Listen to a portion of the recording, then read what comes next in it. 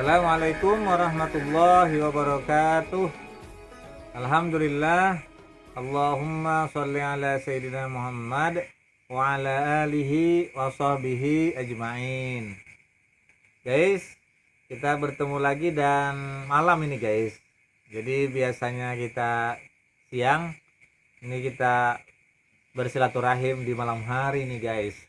Mengandalkan sinar lampu guys. Jadi begini guys, ada pertanyaan dari warga masuk pada channel Penghulu Cinta bahwa Pak, dulu saya menikah, namun saya beda agama Pak, istri saya non muslim hingga sekarang. Nah terus kami sudah punya anak 2, dan saat menikah dulu saya tidak dihadiri oleh keluarga saya, hanya keluarga istri. Bagaimana saya ini Pak hukum nikahnya? Nah jadi begini, ringkasnya adalah untuk di Indonesia itu ulama telah sepakat melalui Majelis Ulama Indonesia tahun 1980 dan 2005 melalui Musyawarah Nasional keluarlah fatwa bahwa pernikahan beda agama, satu dilarang, yang kedua hukumnya haram. Nah itu sebelumnya telah ada juga dalam Undang-Undang Nomor 1 Tahun 74 guys.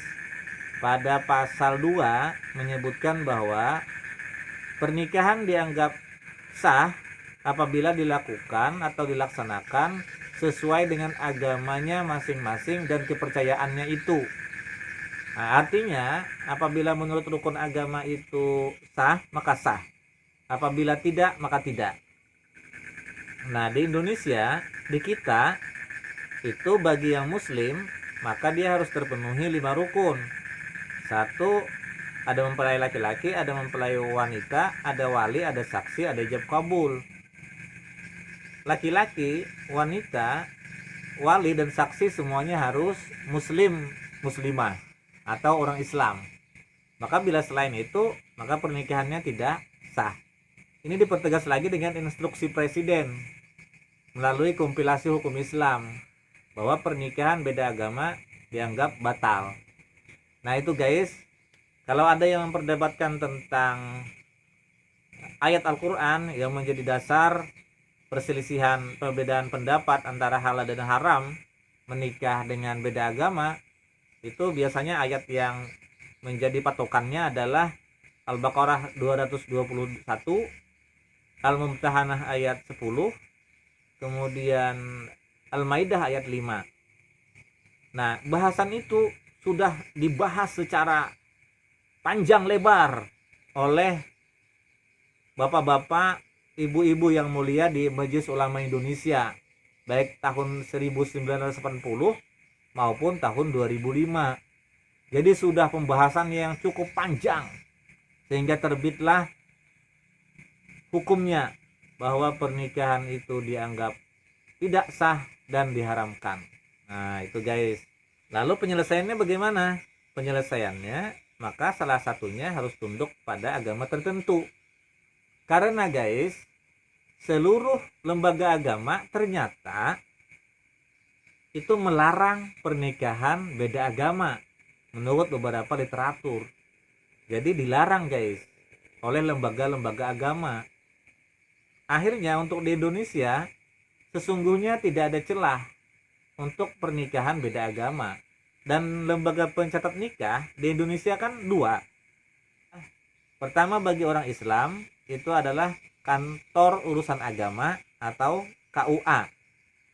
Lalu bagi yang non muslim itu adalah Kantor Catatan Sipil atau KCS.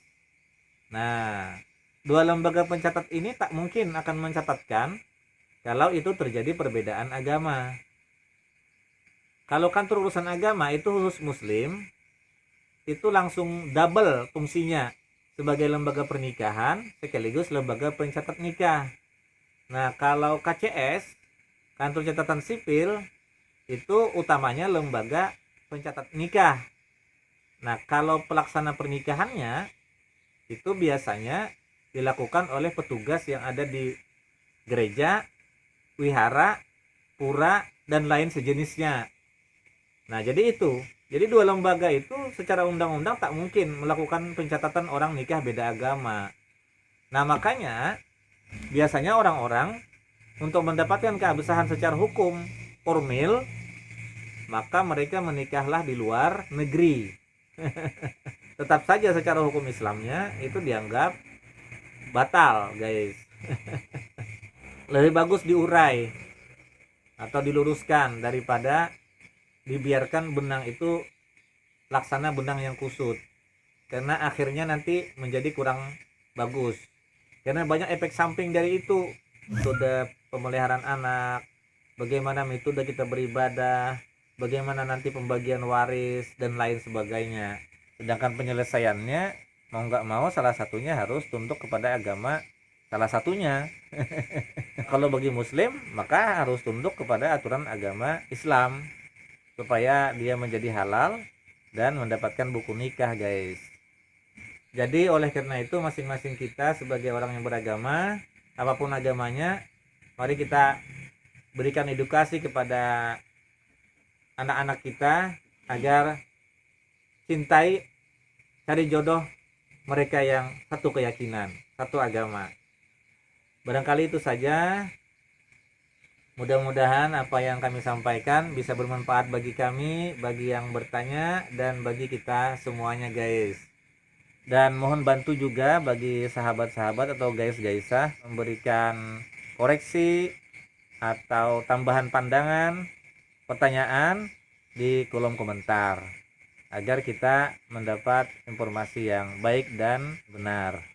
Dan guys, mohon bantu keikhlasannya bagi yang belum subscribe channel kami Penghulu Cinta, mohon bantu subscribe dengan cara menekan tulisan di bawah video Anda yang tulisan subscribe-nya masih berwarna merah. Tekan untuk menjadi hitam, guys. Tapi kalau sudah hitam atau yang sudah subscribe, tak perlu tekan apapun.